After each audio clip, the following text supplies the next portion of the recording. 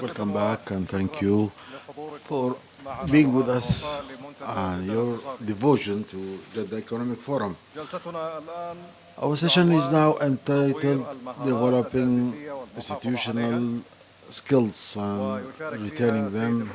We have with us Ibrahim Fahad AlMoiquel and Fahad Abualnasr and LIM Boon Tiong and Dr. Mohammad Almbaid and Dalia Schipper.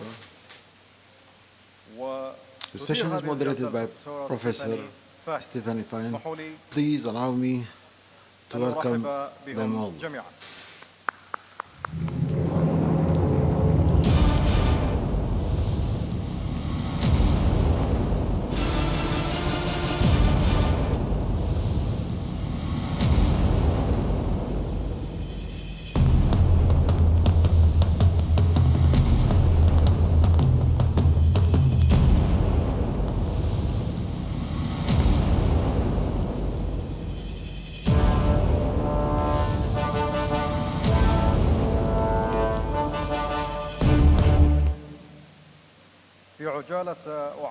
Very briefly, Professor Fahey, Director of this session, who is going to introduce in turn the other panelists. Professor Stephanie joined EY after 25 years of experience at Australian University.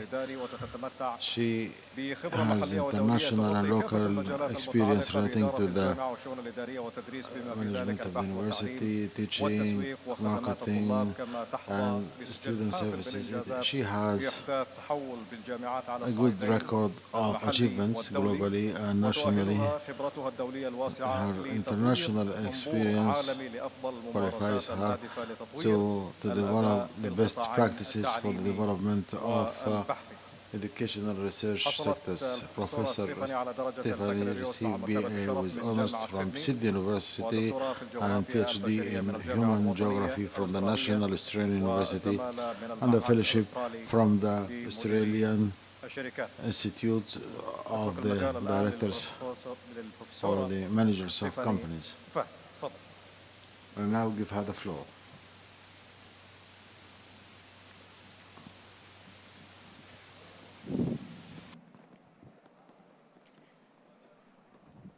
Thank you very much, and welcome to this panel titled Developing and Sustaining Foundation Skills.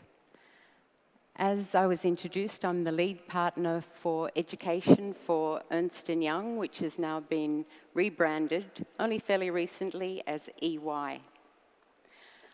I'm very honoured to chair this panel today, and I've come all the way from Australia to do so. And the reason I've done that is because we've been able to assemble the very best people to speak on this topic from around the world. We have people who are going to speak about an issue that's very important across the world. We're going to speak about skills and jobs. Skills and jobs. Wherever I go around the world, people are talking about skills and jobs.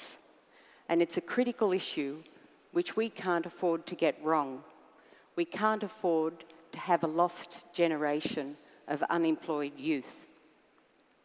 So as I say, we've assembled a very distinguished panel for you here today.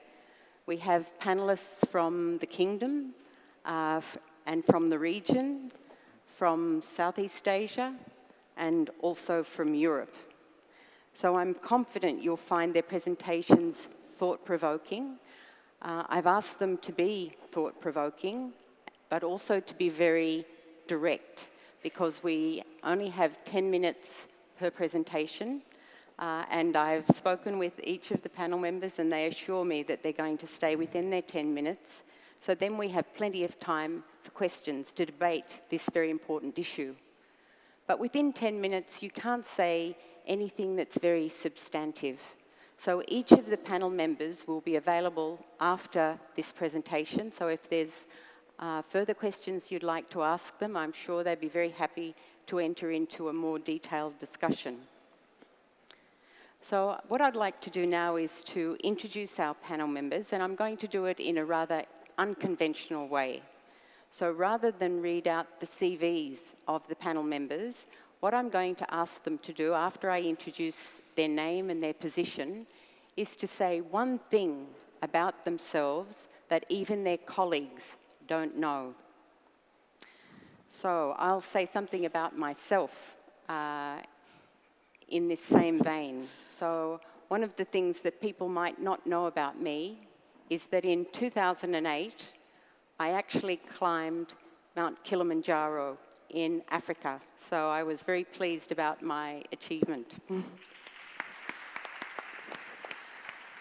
So now I'd like to introduce Mr. Ibrahim AlMoiquel, who is the Director General of Human Resources Development Fund. And I'd like you to say something about yourself. Thank you for the introduction. The one thing that probably everybody here doesn't know about me is that over the past 4 years, my best coach, my life coach, has been, as of today, a 4-year-old son, my son, who is a Down syndrome. And this son is teaching me every day something or many things that I'm not aware of. Oh, so. It's wonderful. Thank you very much. I'd now like to introduce Mr. Fahad Abualnasr. Well, thank you very much. I'm sure did not climb Kilimanjaro, but one thing, 1 year ago I had eye correction surgery, so I no longer wear glasses. Let's hope I can read the screen today and manage my presentation. Very good. Also, Mr. LIM Boon Tiong, who's the General Manager of IT Education Services. Okay, thank you, Stephanie. Well, I don't think I have any colleagues here, so anything I say will be new to you. Well, I'm a happily married man with 2 sons, 19 years old and 16 years old. Oh, thank you very much. Dr. Mohammad Almbaid. Thanks, Stephanie. Since we are talking about youth and employment, I want to tell you that my first job in college was working as a worker in a slaughtering house for chicken. So my job was to literally kill the chicken and carry them from the tool up to the assembly chain for 6 months during the summer in the northern city of Kamloops in Canada. Oh, very impressive. And then our last speaker, Dr. Dalia Schipper from Switzerland. Well. Thank you, Stephanie. As we are talking about skills development and vocational education, I would tell you that I have 2 children, and one child went through the VET way, and the other one went to the academic way, and both are very happy and have a good salary. Excellent. Thank you very much. So can I now welcome our first speaker, Mr. Ibrahim AlMoiquel, to the stand. Okay. Thank you very much. I will try to stick to the time, and hopefully I'll beat it as well.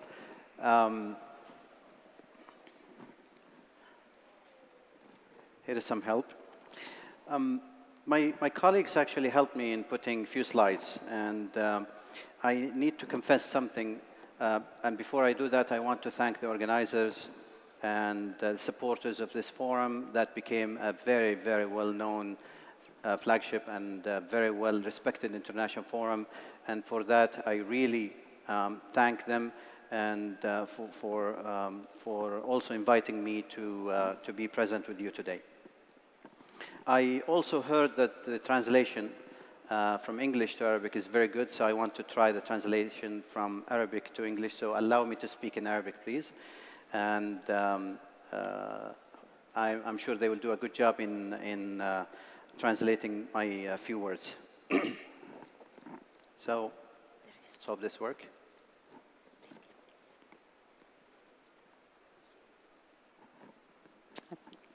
Okay.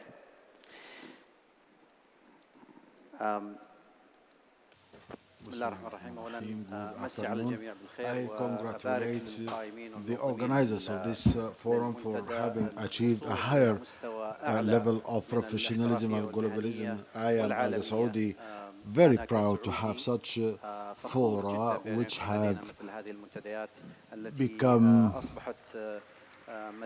flagships. الرأي العالمي. فشكرا لكم.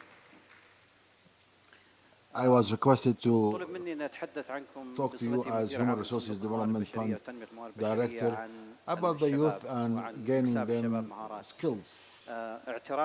I must confess that I had a meeting or an attempt to convince the organizers of this forum to prevent government circles to speak this year and to ask us as government circles to listen, to attend, to listen, and then try to meet the requests of the private sector, because this forum has to deal in the first place with the private sector. I think they have tried, but they try to balance this year and give a higher weight to the private sector. But next year, I will still try to just come as listeners to represent the government circles. There's nothing to say in 10 minutes that is not present in your minds. We'll speak about gaining those skills. We know all what is the dilemma. We all know what are the challenges. We all know that the Saudi labor market receives annually about 300,000, maybe more, maybe less, from education graduates to the labor market. We all know that more than 60% of those graduates or those coming to the labor market have education certificates which are not required by the private sector. This is a dilemma faced by the direct sector, and which also leave heavy shadows on the holders of these academic qualifications, because they have exerted conscious efforts, and in them, to their view, they deserve to be employed by the private sector. So we are facing a real dilemma. The problem is redoubled if we take into consideration focusing on the theoretical qualifications which are not required by the private sector.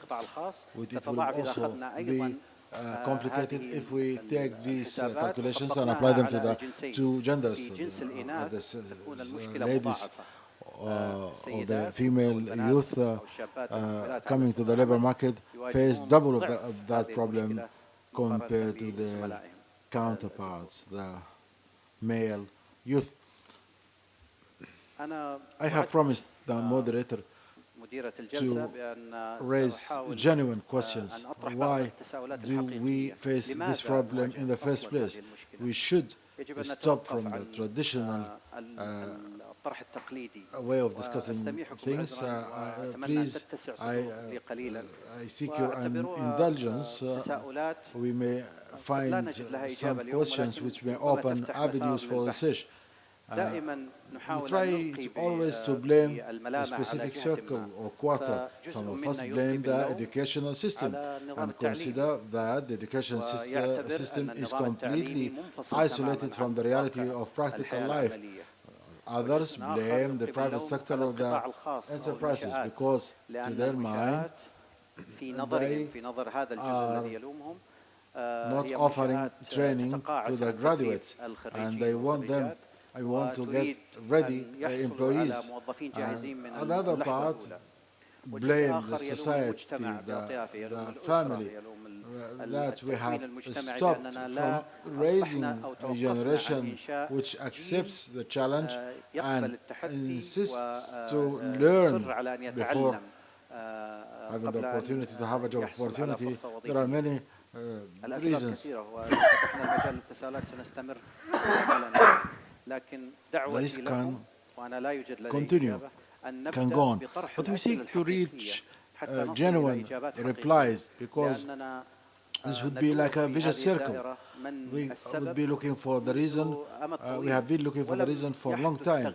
No tangible change has taken place so that we can claim that we have reached at least a major reason for this problem. This will be the slide before the last.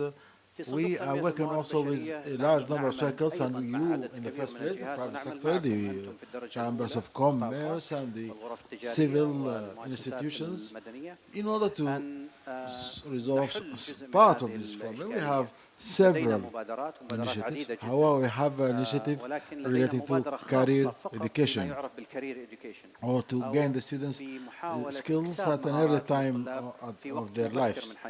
After this slide, I will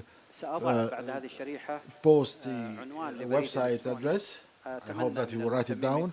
It is linked to this initiative, a huge initiative which is expected to continue for several years in order to reap their fruits. It is based on allocating seats for the students while trying to let them gain certain practical skills while studying. We do not ask them to stop studying, but we ask those who are interested to take practical skills, which may be funded by our fund, Human Resources Development Fund, so that when the student graduates from the high school, he may not come out with the high school certificate only, but he may have a diploma or more in his other hand. With the help of Allah, we hope that this approach might raise the rates of the acceptance of those graduates and get job opportunities. We expect there will be higher demand on them by the private sector, because they will have more advantages than their counterparts who have an academic qualification only. Basic pillars for this initiative: there is self-discovery, the professional values to be acquired by the person, and also exploring and understanding the various economic activities. There will be an attempt to promote the level of acceptance by the employers, that is the employability. And at the last session, we will have their preparation for the job ethics required from them.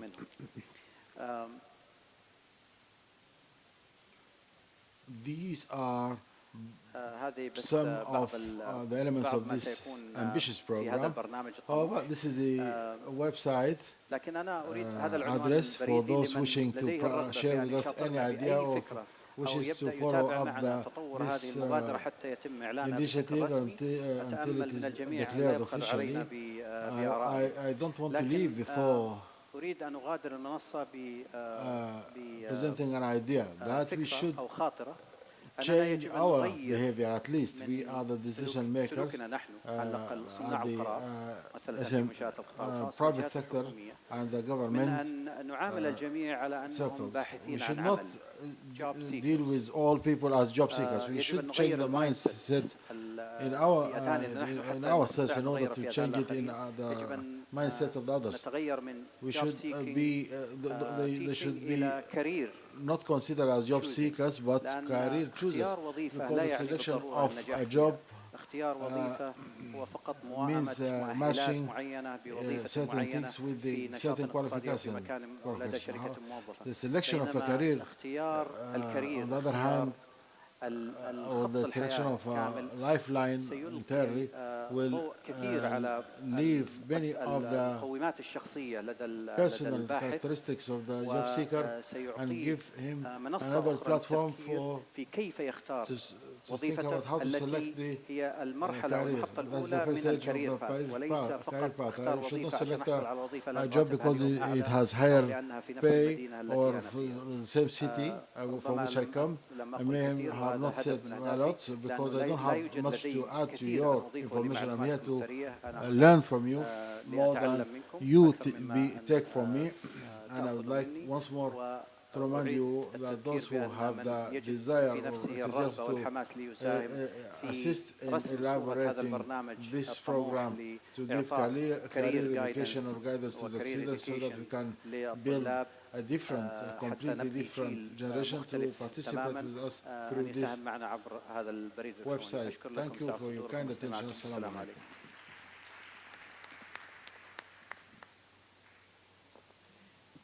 Thank you very much, Ibrahim. And now I call on Fahad to do the next presentation. I think you've made some very important points, very challenging points for us to consider, and it's not just a matter of matching skills with a job, but it's also contemplating a career path. I think it's a very important point. So I pass on to Fahad. Bismillah ar-Rahman ar-Rahim. Peace and praise be upon Prophet Muhammad sallallahu alaihi wasallam and all his kings and companions. Dear participants, Assalamu alaikum wa rahmatullah. Of course, Mr. Ibrahim committed to the stick to the time, and I will try to do the same thing. There should be a presentation. I'm not seeing my presentation on the screen.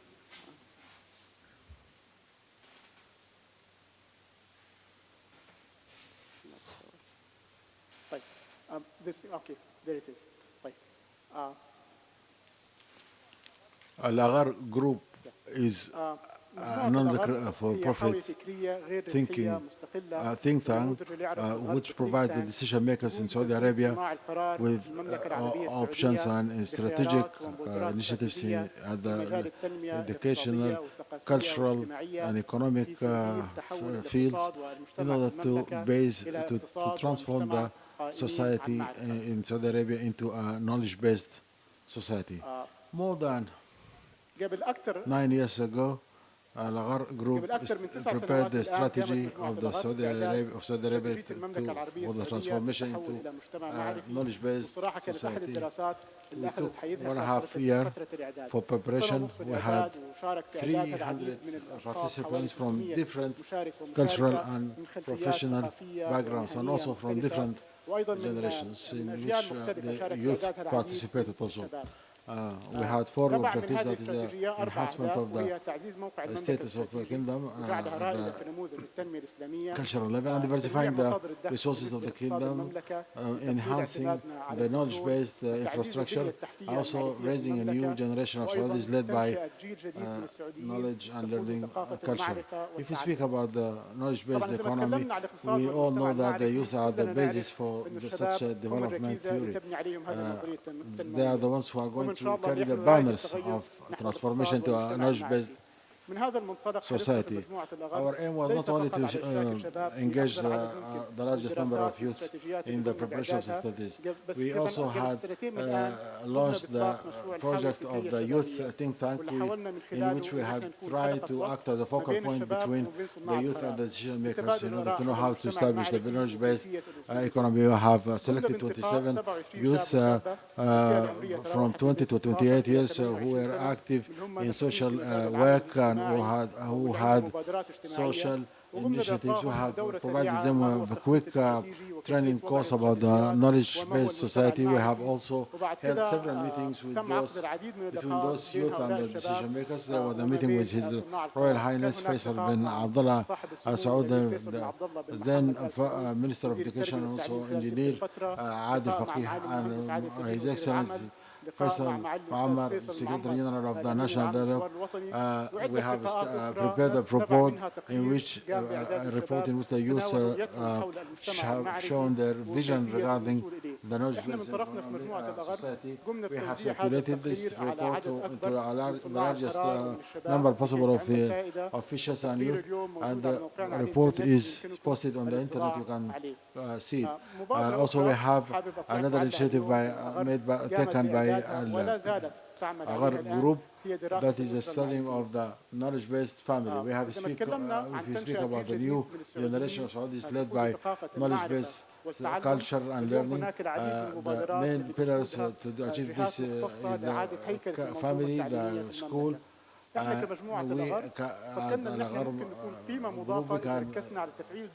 make an added value.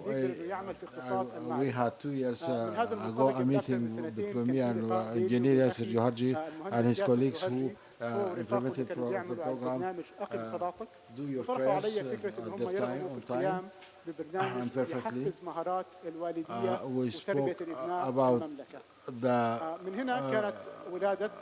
project of the knowledge-based family in order to motivate the parents to improve their educational skills. The knowledge-based family definition is the family which seek to gain knowledge regarding the upbringing of its sons on the basis of knowledge in order to face the challenges and changes of their time. There was a committee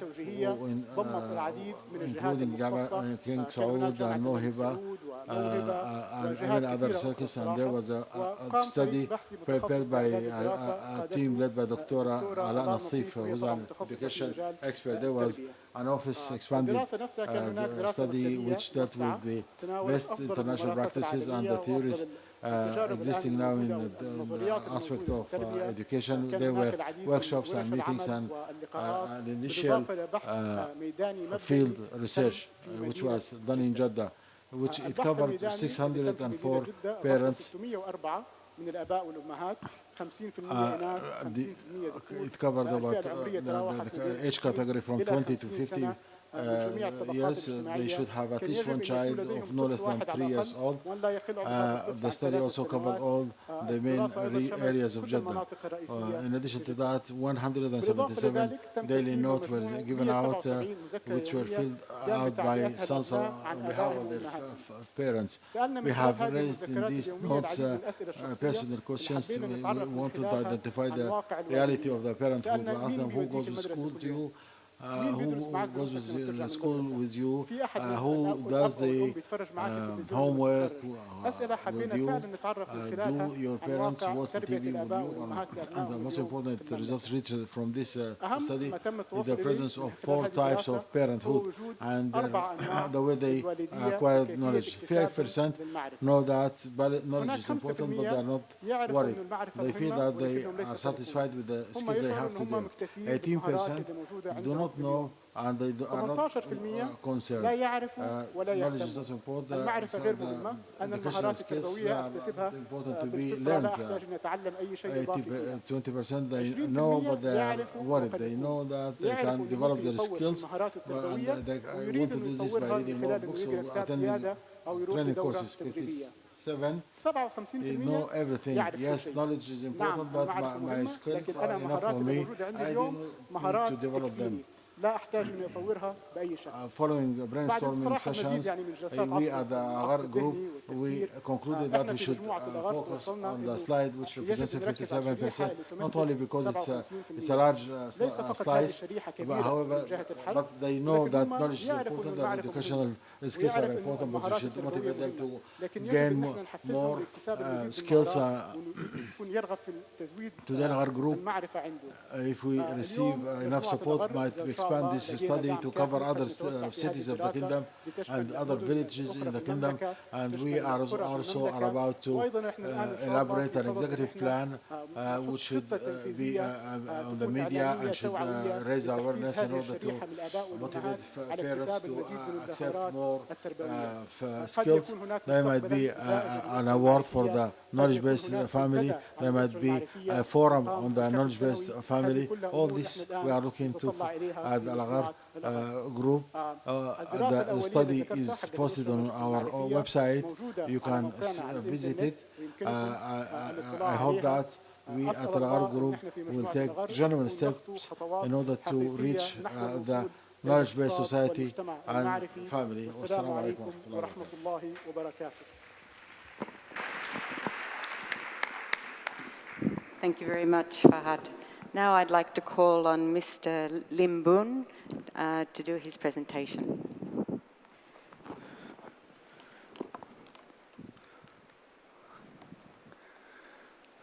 Okay.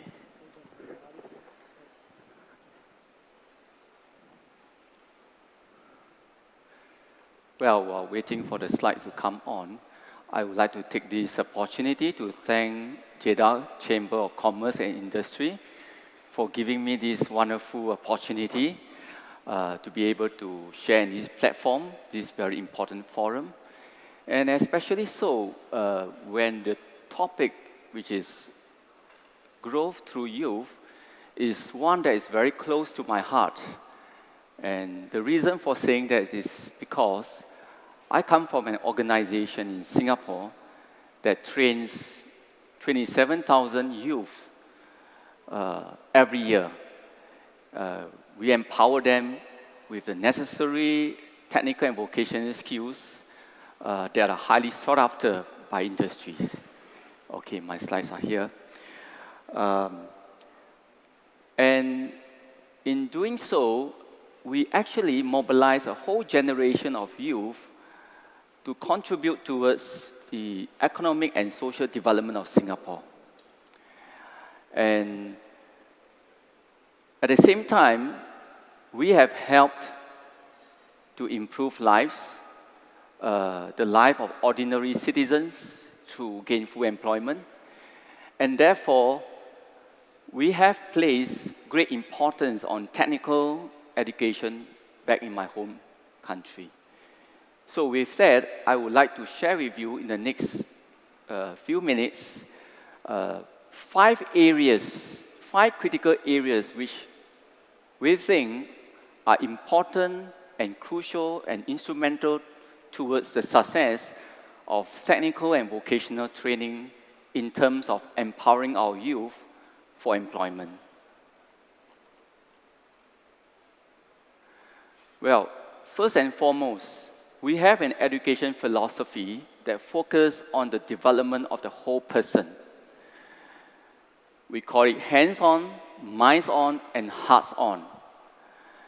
Well, vocational training is obvious. We have to provide the necessary skills training in the respective disciplines. But more than just skills training, the other 2 components, which are hearts-on and minds-on, are equally important to develop and instill employability skills so that the youth will not just stay employed, but they will continue to improve and to learn through lifelong learning. It's a journey. And the outcome is to produce graduates, employees, or even entrepreneurs. They are work-ready and world-ready. So we have this education philosophy back home. It's a holistic approach whereby we focus on the 3 important aspects, and we inbuilt into our curriculum, into our training system, with this philosophy in mind. Secondly, as vocational and technical training primarily is to prepare people for work. So therefore, our curriculum has to be very practice-oriented. By that, we take in inputs from the industry. We listen to the industry, what they need. And we incorporate that into our curriculum to ensure that our graduates, the moment they leave our system, they are able to contribute from day one. Some of the experiences that I have had with many different systems around the world, or one of the key problems that has been surfacing from time to time, is the industry are crying out for skilled labor that are meeting their needs. They are not able to find graduates from technical colleges, from the Institute of Vocational Training. They are not able to find graduates that have the necessary skills to do a job. And to add to the problem, some of these systems are not able to produce the relevant personnel matching the different jobs or different occupations in the industry. It's either they have too many of management kind of employee or too many students filling up management positions and too few filling up the technical positions, or there's insufficient students filling up the middle management, which is a supervisory level. So in a nutshell, there is a mismatch between what industry needs and what the system is producing. So in our system, we focus on curriculum that are practice-oriented. We take inputs from the industry. And as you can see here, 70% of our curriculum focuses on practical training. Now, what does that mean? It simply means that 70% of the students' time are spent in the training workshops. So, in any typical technical college, we believe that it's important for students to have lots of practice time. So we emphasize practice, practice, and more practice. And even the 30% theory that we have focuses very much on the technical knowledge that they need to acquire in order to achieve the skill sets they are training for. So in actual fact, it's 100% technical training. And of course, in our curriculum, we recognize the importance of having life skills, employability skills, so that not only they can find employment, but they stay employed throughout their entire career.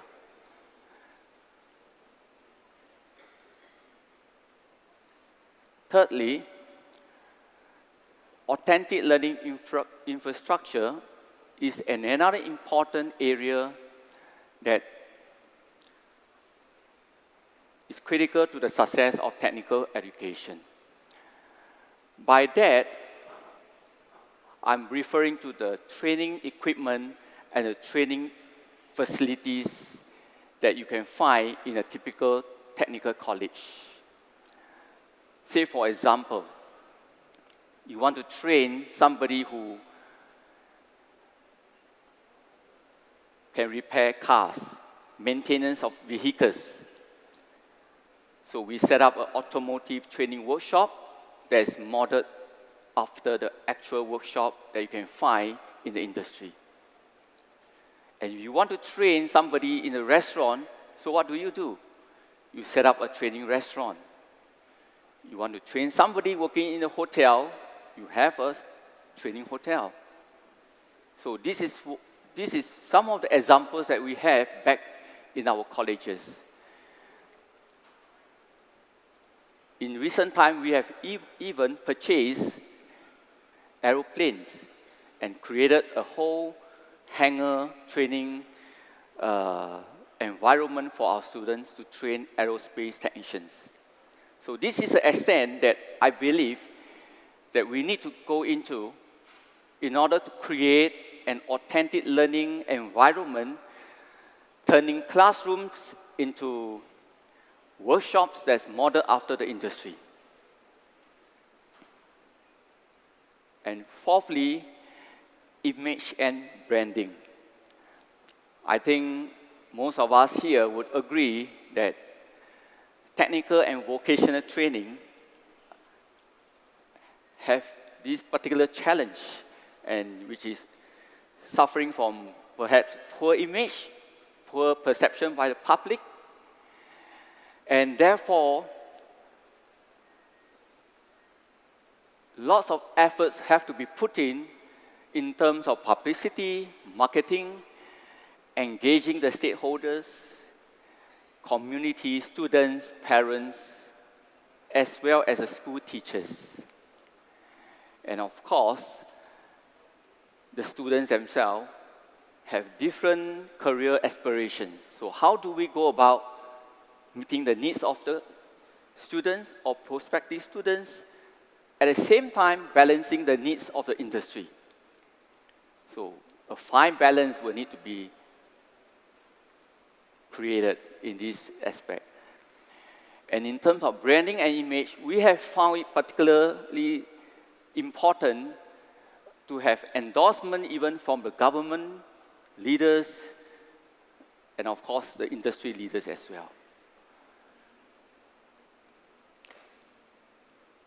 last but not least, we can have all the good facilities, modern equipment, and you have the hardware, you have the software, but I would like to add on one last component, and that is the hardware. And that refers to leadership and people. Having strong leadership with a passion and a vision to see through a vision, a strategy that's been formulated, and having competent and committed staff to translate those strategies and plans into actionable plans. At the end of the day, producing the outcomes and the results that was desired. And with that, I would like to end my presentation, and thank you very much. Thank you very much, Mr. Lim. I think you brought out some very important points, and particularly the relationship between the training and industry, and having industry involved very early on. So now I'd like to invite Mohammad to take the podium.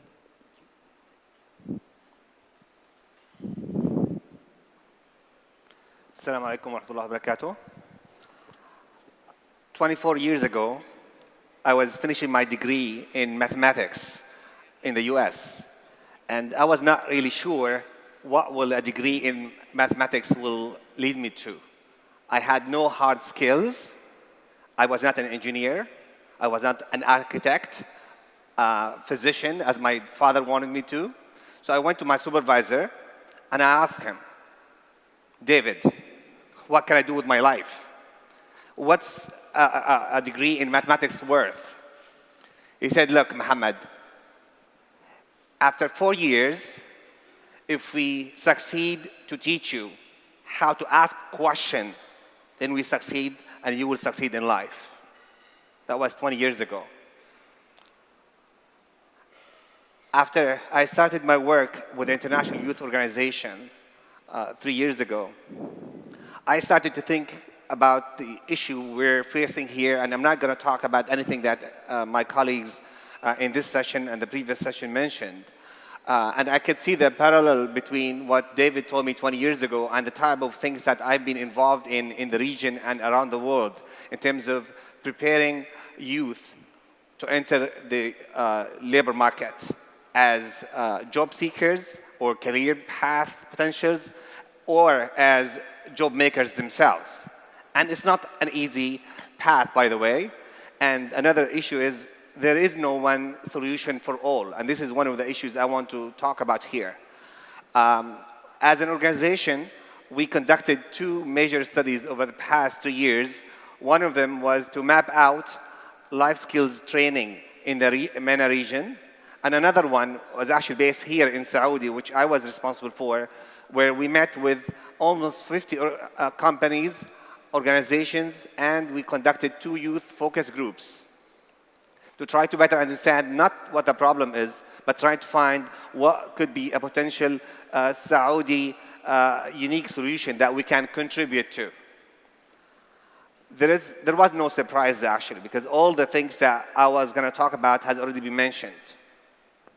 Employers told us that they need somebody who can speak and write Arabic. You may be surprised to hear that. People cannot write professional email in Arabic that has a sentence, starting point, a verb, and an end. People had difficulties, employers told us, to write professional English emails with colleagues in the region or overseas, particularly in the tourism sector. Employers told us that they were having difficulties attracting youth to come in and start on time. Punctuality was so critical for these folks that it was difficult. So what is this fundamental things we're talking about? I just want to make sure we all speak the same language, at least in terms of definition. At least for the International Youth Foundation, we define foundation skills or life skills في العربي بنحكي مهارات حياتية أو مهارات القرن ال21 as the ability of the person to be adaptive and take actions to improve one's life and work if they're ready to enter the labor market. And how do we decide which life skills should we focus on? Well, we need to know the needs of not just the client, the private sector, the potential employers, but also what are the credentials of the youth themselves that we're trying to serve. Which brings me to one point I want to address in particular here. I believe most of the speakers over the past 2 days have focused on what I call the fortunate youth. Youth who are skilled and are seeking employment, or at least hopefully they are in the job market. But I believe there is a huge segment of population that we have not heard much about. These are youth that are unemployed and unskilled, and most likely are not even seeking jobs. And this represents a big segment of the population, not only in Saudi, by the way, across the region. And we cannot use the same solution, the same outreach to address this challenge of this particular group as we have or will be dealing with the challenges of those who are elites, in relatively speaking. Those who are in colleges, went to the best colleges in Saudi or overseas, can speak languages, and yet they're still facing difficulties finding jobs or starting their own enterprises. So we need to define unique solutions to the different segments of the population we're dealing with. Another issue that I believe is so critical based on our experience, age matters. It's one thing to start introducing, embedding the life skills at the, not just elementary or high school for those fortunate to go to school, but even from earlier on as part of the DNA of the society. So that when youth go to school, they know that they are responsible, they know that they have a mission in life, they have a purpose for themselves, they have responsibility for themselves, for their families, for the society at large.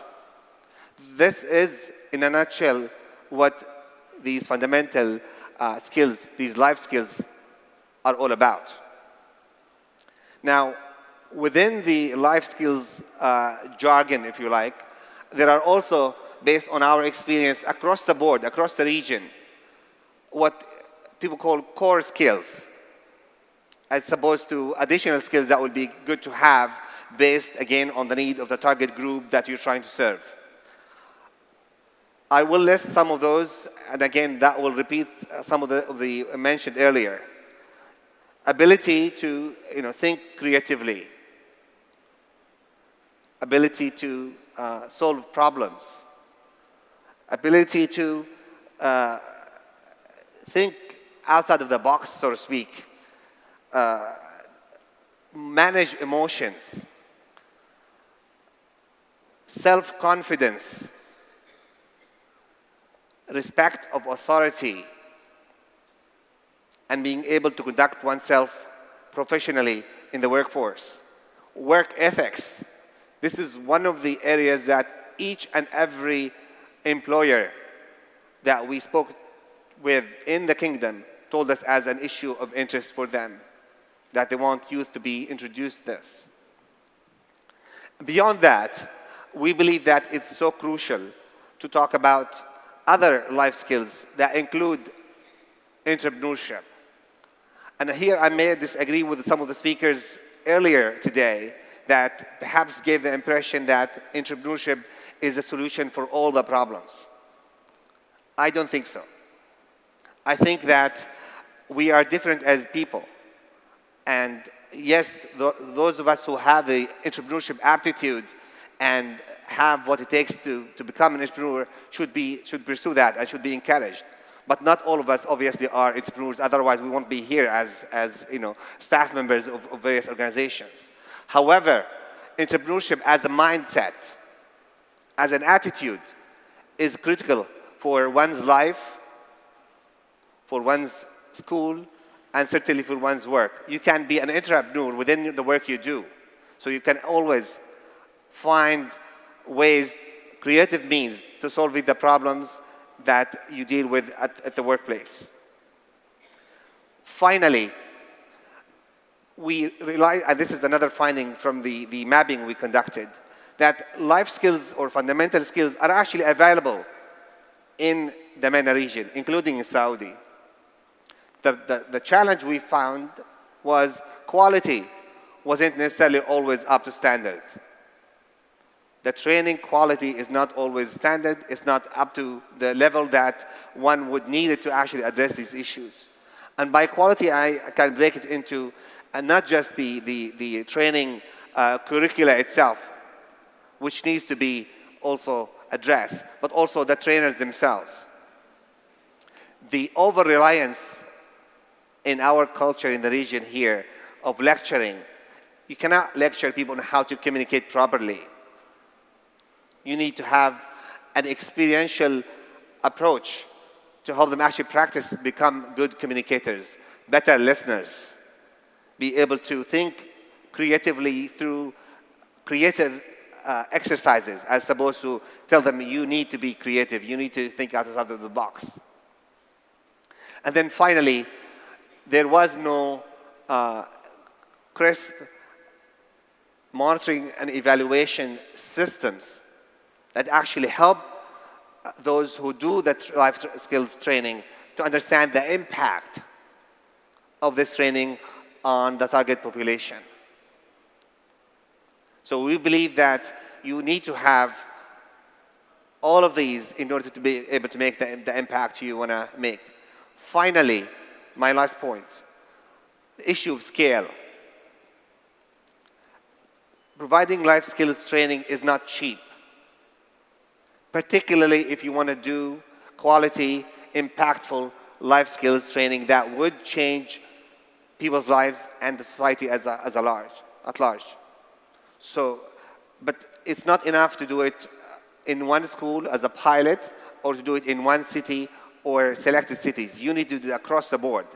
And that requires enormous investments and commitment on the part of the government to actually, and the private sector, by the way, to be able, each one of them, to continue this partnership between the private sector, the public sector, in service, not just of youth, but actually of the private sector itself and the government, because each one of them has a stake to address. Thank you very much. Thank you very much, Mohammed. I think you've made some very important points around the life skills that are necessary for people to participate in society. But also I appreciate the point that you raised about the lost generation and those who don't have these skills and haven't been employed and perhaps will never be employed, and how the lack of life skills pass from one generation to the next. So now I'd like to call on our last speaker, Dalia, to speak about the Swiss situation.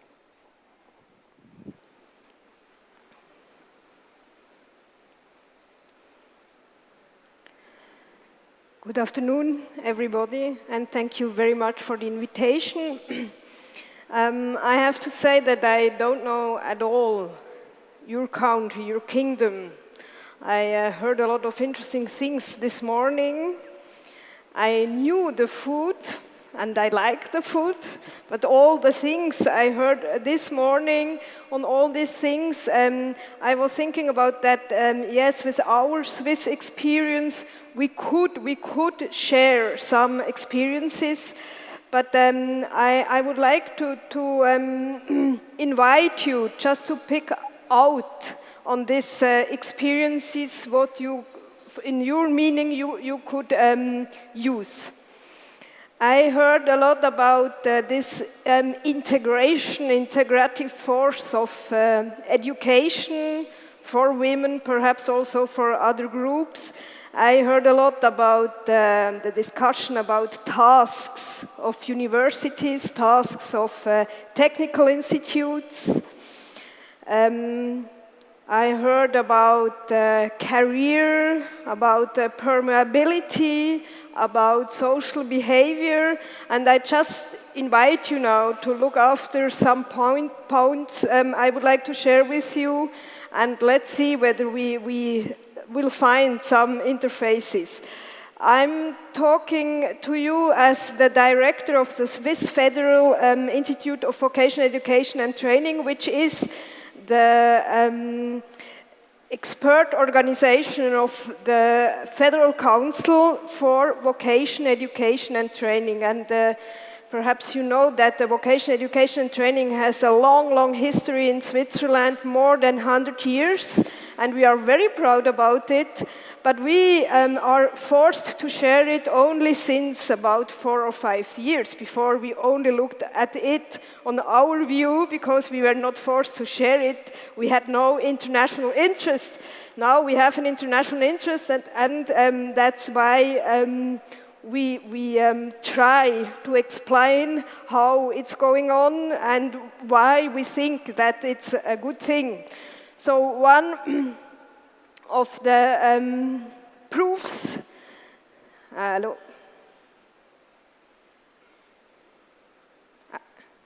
one of the proofs we think for the quality of our vocational education and training is the very, very low unemployment rate of young people between 15 and 24. This very low rate is very stable, and we have a very high employability. We heard the numbers this morning from your county, which is really another situation. Another point is where we think it has to do with our system, with our vocational education and training system, is the very stable ranking on the competitiveness and innovation ranks. We had once in 2009 an expert gremium from the OECD. They told us that one of the forces of our system is that the professional associations, they are the owners of the professions. So they are proud about their professions, and that's why it's very, very strongly employer and market driven. I will show you afterwards a few basic parts of this. Another force is that we have this very flexible pathways. It's not anymore in Switzerland the issue whether I will go through an academical way or to a technical way. The question is, where do I enter? And what's another very important part, which gives perhaps some answers for you questions on the social behavior, is systematic and professional career guidance and counseling. As we talked just before about quality, I just would like to show you some points about our quality system in VET. We are focusing very, very deeply in the competence profiles, as in the professions.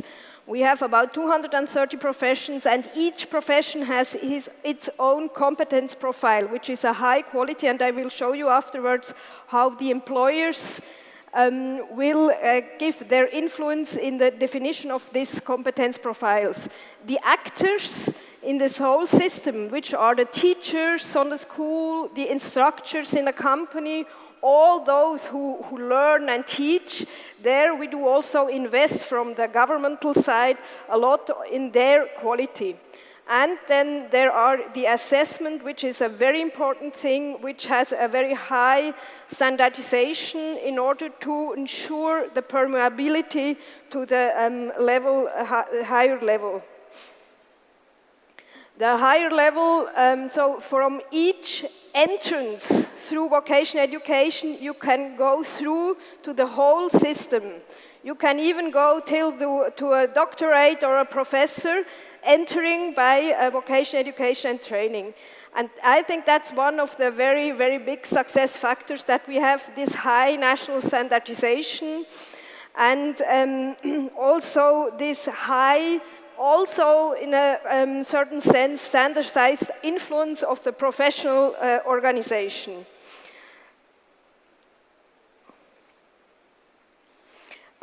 We are sure that our labor forces are quite mobile. They are very mobile in Switzerland, and they are also quite mobile in whole Europe.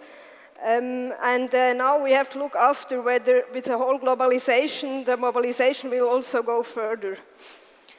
A very strong oh, it's a little bit slow. A very strong part of our system is the partnership in the governance of the whole VET system. We have, on the one hand, we have the whole government, the central government and the decentralized government in responsibilities for the whole system, and on the other hand, all the economic, the professional associations. Why this? That's because Swiss vocational education and training is based on a really dual track. So our young students, they don't follow the whole thing in a school with, as it has been described in Singapore, which has a workplace for the practical part, but they do the practical part for 3 to 4 days a week in the company. They are getting in productivity, and only 1 to 2 days they are going to school, at school. And then suddenly, everybody is asking me, but companies will invest a lot in this education. And we say, yes, they do. But in the end, for each company on in the average, the company's economy will have a higher benefit because all these apprentices from the year 2, they are very productive. They are learning in the productive processes. And that's why all our companies' economy is investing in this education. Tell me 2 words about a really important topic, which is more the pedagogical approach. We were talking, hearing before about this pedagogical approach. I think for all these issues which concerns attitude, responsibility, the basics also for entrepreneurship, we were talking this morning about, I think one really important issue is that our young people are educated in a competence-based way. So they have to be able very quickly to take responsibility. They should be able to decide our problems and so on. And if we would like, and that's what we are trying in Switzerland, to have very competence-based workforces, we need also a competence-based approach with all our teachers, trainers, examiners. That's what my institute is providing. We need also curriculum who are constructed in a competence-based way in order to ensure that we have in our curricula, in our syllabus, really all the needs of the labor market. That's also one of the tasks of our institute. Together with the associations from the economy, we are working on this curriculum. The syllabus of vocational education and training in Switzerland is never made by government, but always it's in the hands of the economy. We always work with them based on analysis, worked on the demands of the labor market, and we are working with them in order to ensure that in the curriculum we have really all these things what the labor market needs. 1 minute. Yeah, I think this were the important things I wanted to tell you. Of course, as my colleague said, it's very important to have a good science basic, a research basics, but it comes afterwards. I hope you could pick the one or the other experience from Switzerland, and I thank you very much for your attention.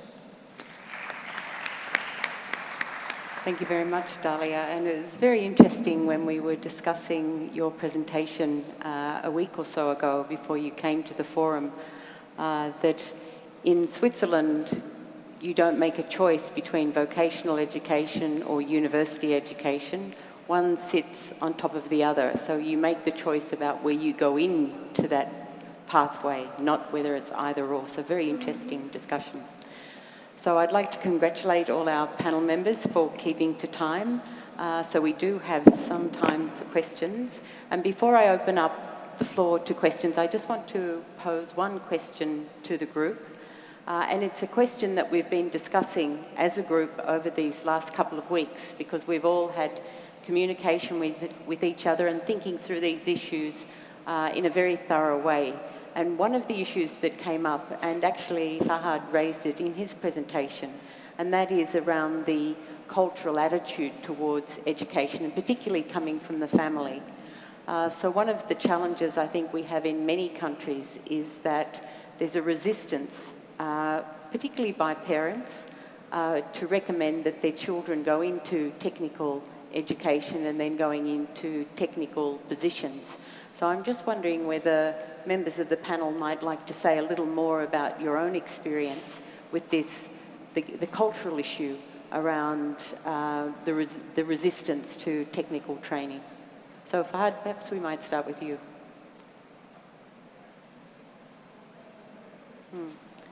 I'm not sure if the mics are all working. Are they all working? Can they hear me? Yes. Yes, I totally agree, Stephanie. I think for us actually to move into more, especially as we move to vocational training and really more jobs that can accommodate the current labor market, I think educational reform is important, but it's not the only means. I think it takes to change a lot of the culture itself. And if we want to change the culture, I think then we have to root it into the family. The family is the nucleus truly of all the cultural situations. So I think that's where we're coming in as Aghar group to try to focus on, on having more of a social campaign, media campaign to target families, encourage them to really understand more about raising their kids and give them a good future in the economy, because that's extremely important for the parents. Ibrahim, would you like to make a comment? I recognize the issue. It can get too philosophical if we want to go that path. And who started this change? Again, it's the chicken or egg question. Is it the family or is it the society? Who created this stigmatization process that we cannot, or we seem not to be able to find a breakthrough and get out of that vicious cycle? But we often also, at HRDF, we often receive confused job seekers and confused entrepreneurs, actually. We receive a lot of young men and women who come and say, I want to do this. I know how to do it. I am so passionate about it. It's just, I don't think the society will look up to me. They will look down at me if I do it. So I was talking to a brilliant mechanic, car mechanic, who can actually dismantle the whole car in 2 days and assemble it again in another 2 days. And we're talking about fancy cars, Mercedes or our sponsor here, the BMW. Yet, and he could make a fortune out of that. Yet he said, I know where to get the money to fund my project. I know how to do it because I love it, and I can bring down an engine of a car blindfolded. But you know what? Now I'm about to get married and or to start looking for my partner, and every time they ask me what do I do, and I say mechanic, they say thank you very much. No, we want someone else. Now that someone else could be probably 1/10 paid or net worth of that person, but it is that stigma that is still chasing. And if you look at the female side, you find some fashion designers or beauticians, actually, we call them. And they are great beauticians. They have the talent, and they want to do it, but their families prevent them. No, you cannot do it. No, you cannot be. No, we will not allow you to do that. So I'm not sure if I have an answer to how do we change this. Again, it's a mindset, but is it a mindset of the family, or is it a mindset of the whole society? Who started this anyway? Was it Was it few families started saying, okay, so we're elite and we will not allow our kids to go into that path? Maybe. And that's what I meant when I said we need to ask the right questions and the two questions so we can find the root cause of the issues. Otherwise, we will continue beating ourselves around the bushes and we will not find a true answer. Thank you very much. Now, when I posed my question, I saw a number of hands go up in the audience, so I think we should pass to the floor. So when you ask your question, would you mind identifying yourself and your affiliation? So I think we have mics, so perhaps over here. Do we have...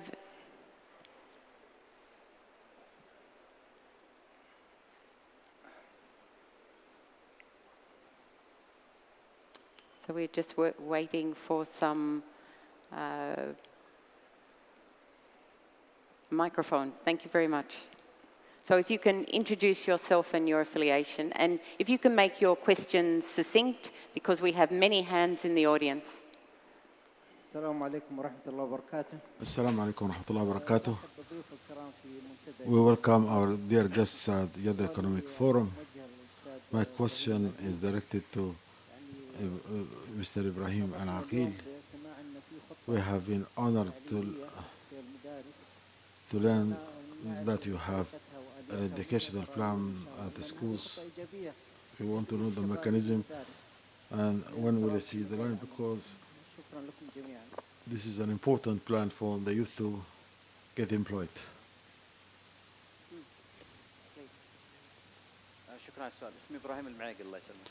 Thank you. My name is Ibrahim AlMoiquel.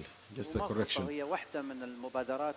This is not a plan. This is one of the initiatives of the programs offered by the HRDF. It's an additional attempt. It is not a replacement of the educational system or parts of it at all, as was kindly mentioned by the speaker from Switzerland and reiterated by the moderator, the Professor Stephanie. We are trying to merge some vocational training with a specific stage of the traditional education so that we can have practical skills. This is not a new idea. It is applied in many countries of the world. We are trying to implement it. There are many initiatives, international initiatives, which we would like to benefit from. We expect and hope that it will start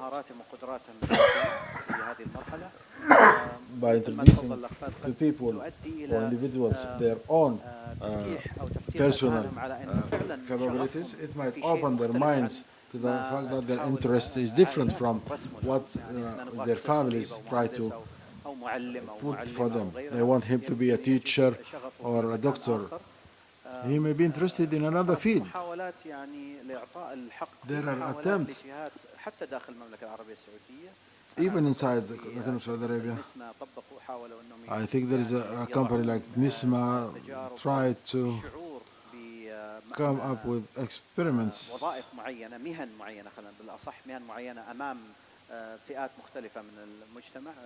to put specific professions for different people. This was applied by other circles differently, in a completely different way. There's an initiative named Show Me the Market. Those who wish to discover something but feel the risk, they sponsor them in a specific way. I think it deserves to be followed. So there are attempts in the society. We try to support these attempts by giving support from the Thank you very much. HRDF. Now we have a question from this side. السلام عليكم دكتورة فوزية أشماخ. السلام عليكم. Dr. Fawzia Ashmach, Director of Istishara Center for Self-Development and Psychological Development, also Psychological and Social Advisor at Dar al-Hikmah University. I have a comment about the comment by Ibrahim AlMoiquel. Thank you. With regard to the importance of selecting a specialization on the basis of professional interests, I'd like to indicate that this program was applied at Jamiat Dar al-Hikmah University 15 years ago.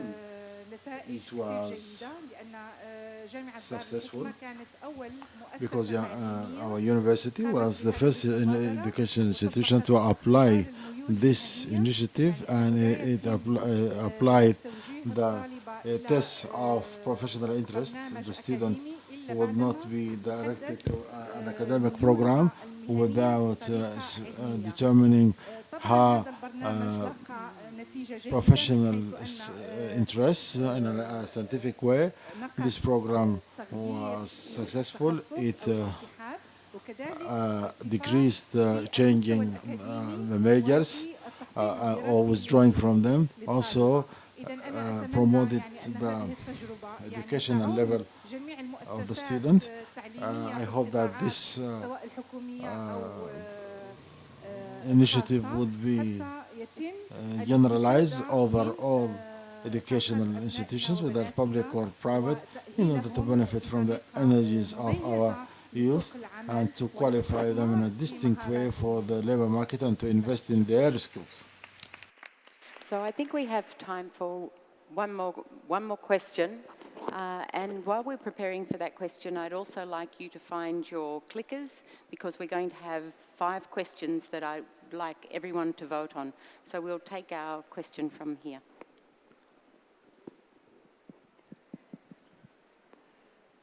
Good afternoon.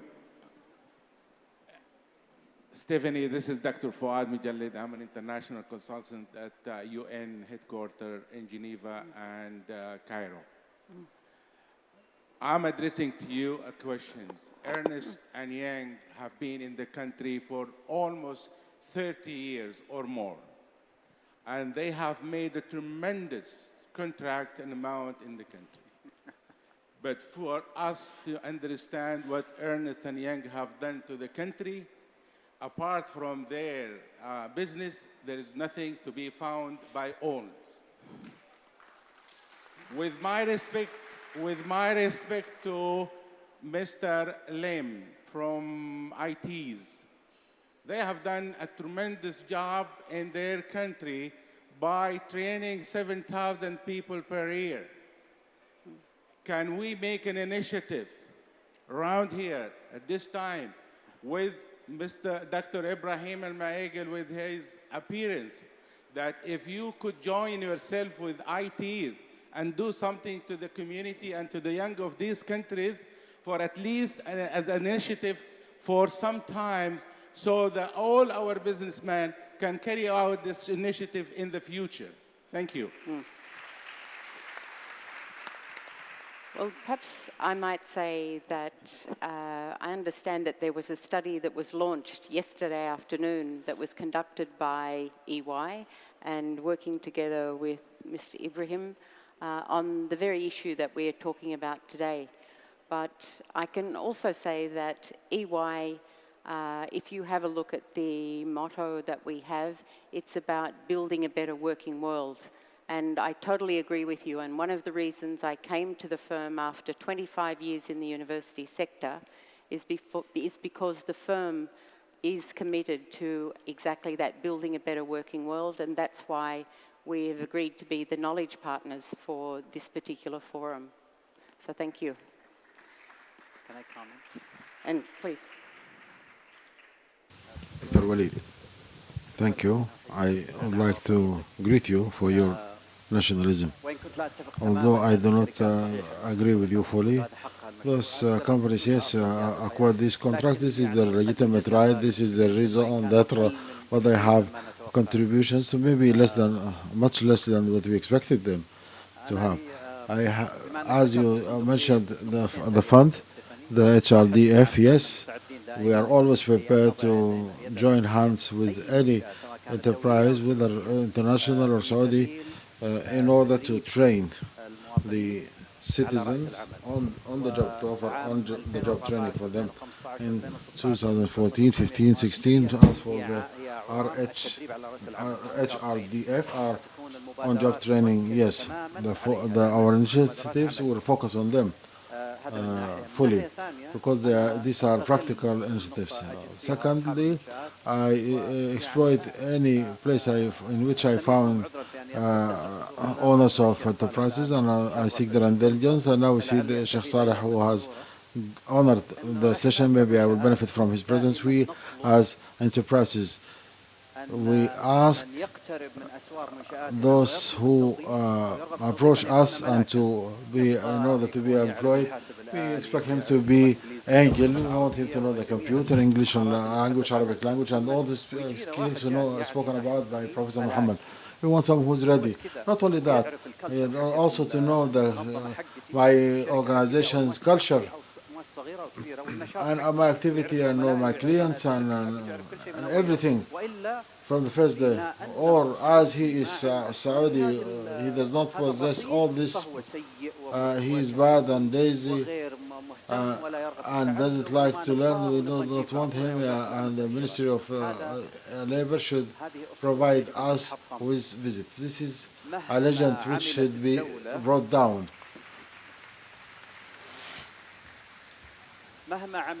No matter how much efforts exerted by the state in the training programs, there is no enterprise that can train its employees for you more than your own enterprise. No one understands the secrets of Sheikh Saleh, with his exception of Sheikh Saleh himself and his employees. The only enterprise which is able to make correct training 100% is the same enterprise. Open your doors, please. If there is difficulty or problems in opening your doors, and the state, or at least the HRDF, which I represent, if I can be invited to solve certain problems, we welcome that. We welcome your proposals to train more employees. We were established by the state to service you, as long you are going to service the sons and daughters of this country. Please, these are your sons and daughters. Yes, we should recognize that these are individuals who have different levels. We should bear with them, and as much we look for fruits, and we're trying to take the distinct citizens, they should bear their responsibility because they are fathers and mothers, whether they are businessmen or business ladies. This country is full of treasures. You see their innovations in YouTube and Twitter. They excelled in YouTube and Twitter, so without training, so they can excel with you if you provide them with the right training. Thank you. Very much. And now we have the opportunity to vote on 5 questions, and I understand that those questions will be reflected here behind us. I'm sure everybody knows how. I hope that everyone has their clicker, and we have. So only press 1 to agree or 2 to disagree. So there are a number of statements. The first statement is business should invest more in technical training, yes or no. So 1 for agree, 2 for disagree.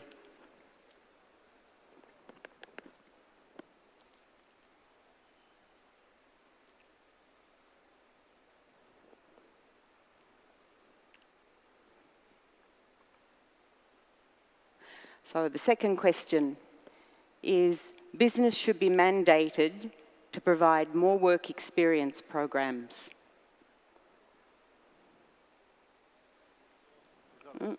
So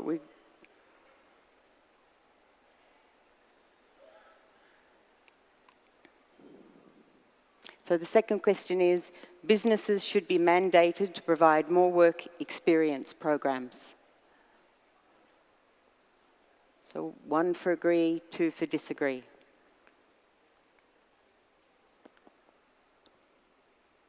I'm not sure the system. Oh, here we go.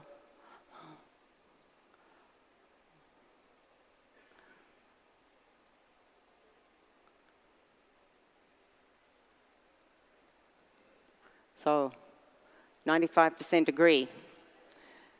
So if we go to the third question, educational institutions should be held accountable for employment outcomes of their students.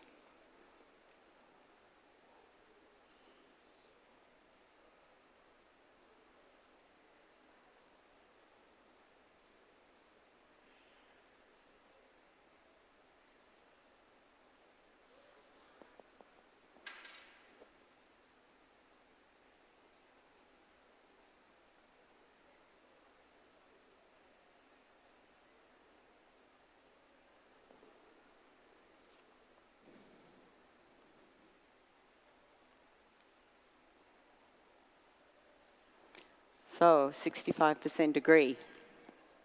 Very good. The fourth question, and quite a provocative question, the education system needs fundamental reform.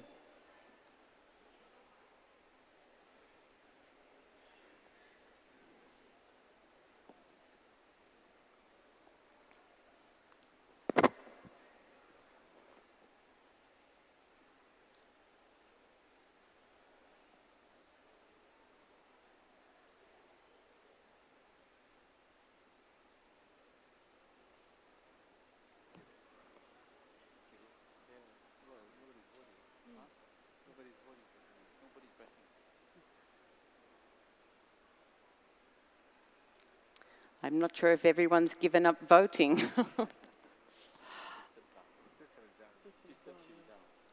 So shall we go to the final question? Oh, here we go. Yeah. So the final question is, there's too much international influence in the Saudi education system.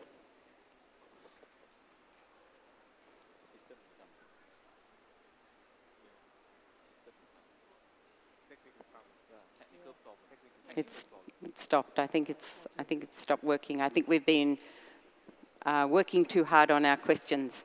So on that note, I'd like to sincerely thank our panel for their participation and for their discipline and for all the hard work that you've put into preparing your presentations today. Very thoughtful presentations, and you've contributed a great deal to this forum. Thank you so much.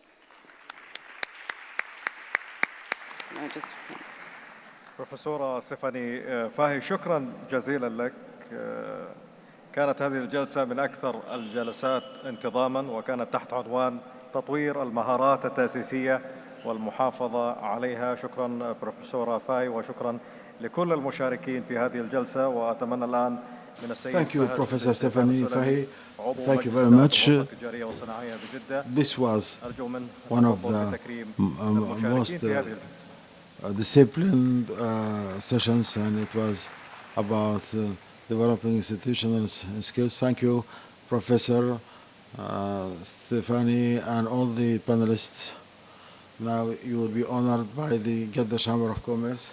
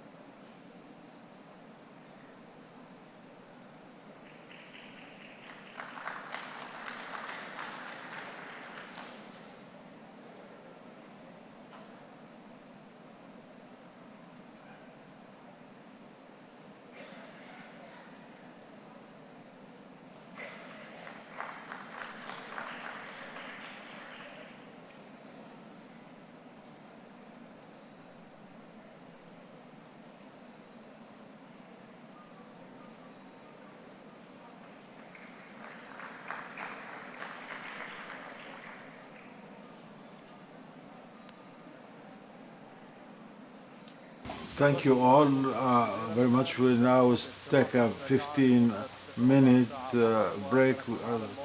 We should be back at 17 hours with a very important session of Jeddah Economic Forums.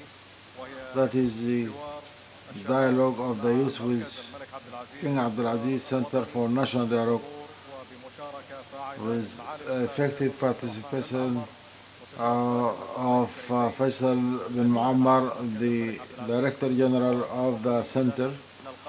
See you within 15 minutes from now.